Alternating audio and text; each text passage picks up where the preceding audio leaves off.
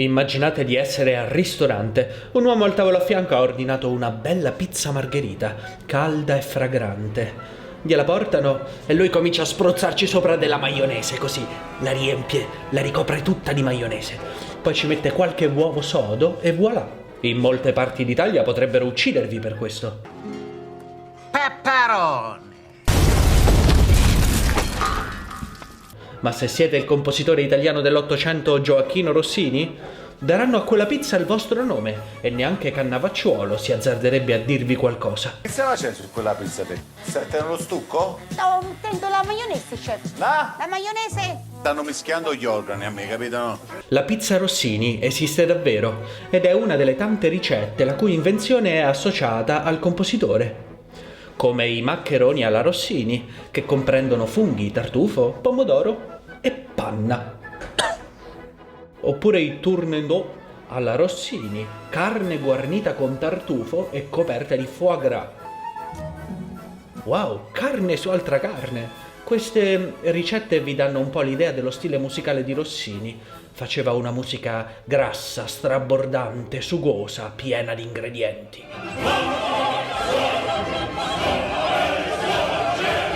Rossini utilizza passaggi velocissimi, frenetici, con note ribattute. Le voci diventano quasi degli strumenti. Non più me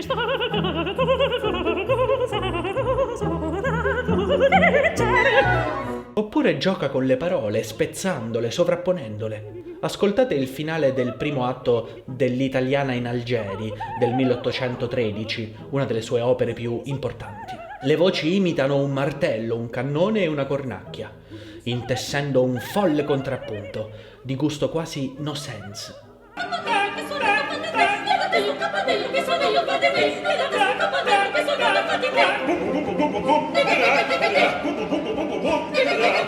Uno stile davvero folle, che non a caso Stendhal definì follia organizzata. Rossini è stato uno dei più grandi compositori italiani, e con grandi intendo enormi. Ancora oggi è sulla bocca di tutti, lo dimostrano anche le vostre richieste.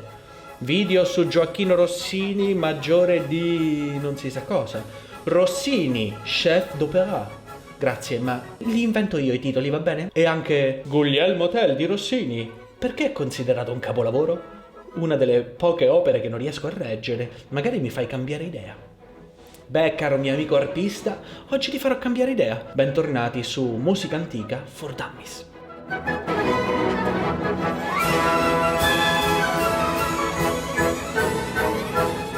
Ciao, io sono Francesco e sul mio canale parlo di musica. Di video da recuperare ne avete davvero tanti. Vi invito a iscrivervi al canale e se volete supportarmi abbonandovi al canale avrete accesso al mio corso di solfeggio e teoria musicale da 0 Bach, disponibile solo per gli abbonati di Musica Antica for Dummies. Nell'Ottocento c'era chi usava l'opera per esprimere valori politici, come Verdi, chi componeva sinfonie straordinarie che scardinavano l'estetica europea, come Beethoven, e poi c'era lui, Rossini, l'uomo che una volta disse: «Per mangiare il tacchino bisogna essere in 2, io e il tacchino». Rossini era un tipo divertente, infatti era maestro dell'opera comica. Visse 76 anni e scrisse 39 opere liriche, di cui 14 comiche, buffe. Il suo stile era unico, brillante, pieno di gorgheggi.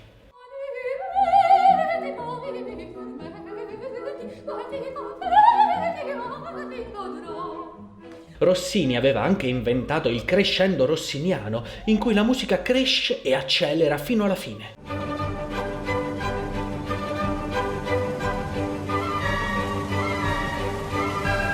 Il fatto è che aveva fretta e doveva andare a pranzo.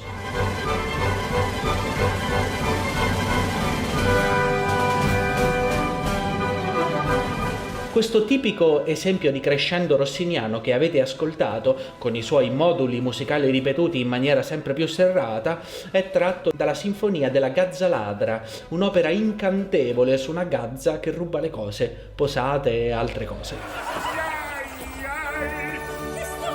Rossini divenne famoso in tutta Europa con le sue opere. E poi, intorno ai 37 anni, decise di ritirarsi dalle scene e non compose più un'opera nei successivi 40 anni. E come decise di spendere tutto il suo tempo e i suoi soldi? Mangiando. Nella grande casa parigina della Chaussée d'Antin e nella villa di Passy, Rossini organizzava grandi pranzi, si faceva arrivare la pasta da Napoli, i tartufi neri dall'Umbria e quelli bianchi dal Piemonte, i panettoni da Milano, le mortadelle e i prosciutti da Bologna, i formaggi da Parma e da Gorgonzola. Le sue lettere sono piene di riferimenti al cibo e di gustosi aneddoti che riguardano la cucina. Ho pianto 3 volte nella mia vita, quando mi fischiarono la prima opera, quando ascoltai suonare Paganini e quando mi cadde in acqua durante una gita in barca sul lago di Como un tacchino farcito di tartufi.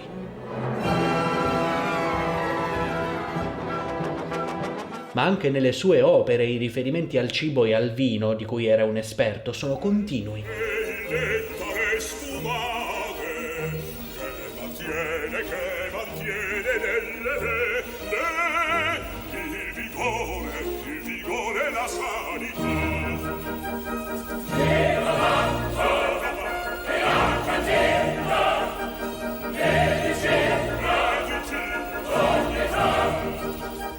Proprio a Parigi Rossini mise in scena la sua ultima opera, l'opera che fa da tramite tra classicismo e romanticismo, il suo capolavoro, o per rimanere in tema, la sua opera magna, il Guglielmo Tell.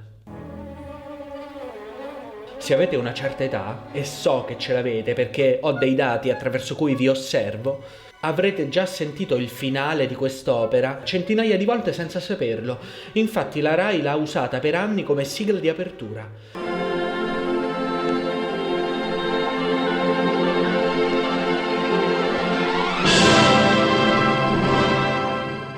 Se siete più giovani avrete comunque sentito l'ouverture dell'opera in questa scena di Arancia meccanica di Kubrick.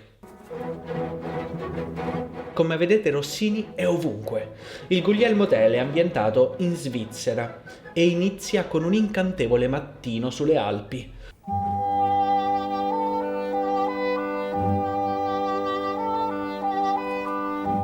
Ascoltiamo il corno inglese, uno strumento tradizionalmente associato al mondo pastorale. Poi un flauto delicato.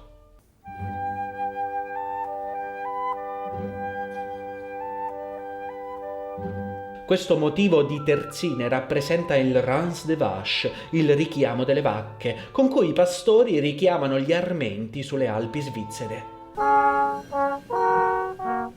Le vacche adorano queste trombe enormi, vengono subito, guardate che carine. Mentre Rossini scriveva il suo Rans de Vache, già pregustava gli squisiti formaggi di quelle vacche e le succulente bistecche che quelle vacche sarebbero diventate. Il triangolo dona al brano un tocco di scintillio, il sole che brilla sulle acque di un lago di montagna, e le veloci evoluzioni del flauto sembrano rappresentare gli uccellini che cinguettano sugli alberi.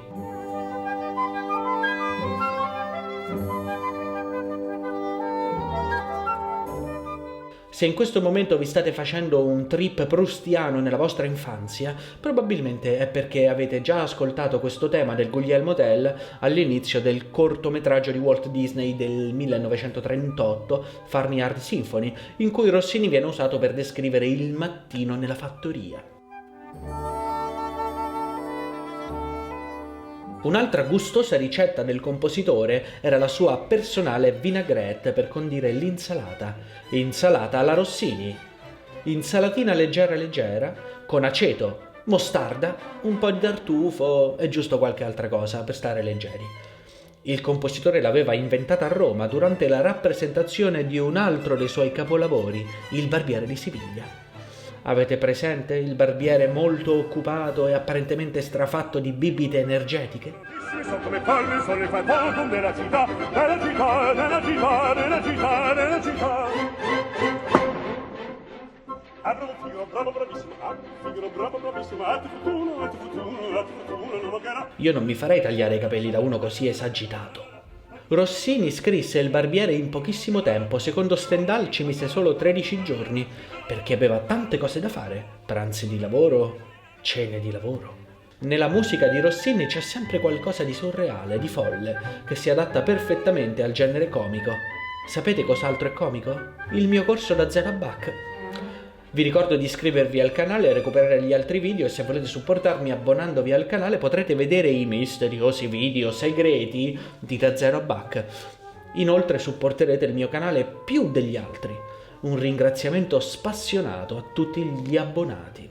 Sapete che Rossini una volta incontrò Wagner? Il tedesco andò a trovarlo a casa, ma durante la visita Rossini continuava a alzarsi dal tavolo e ad assentarsi. Wagner gli chiese spiegazioni e Rossini rispose: «Pardon, monsieur, ma ho sul fuoco una lombata di capriolo, deve essere innaffiata di continuo».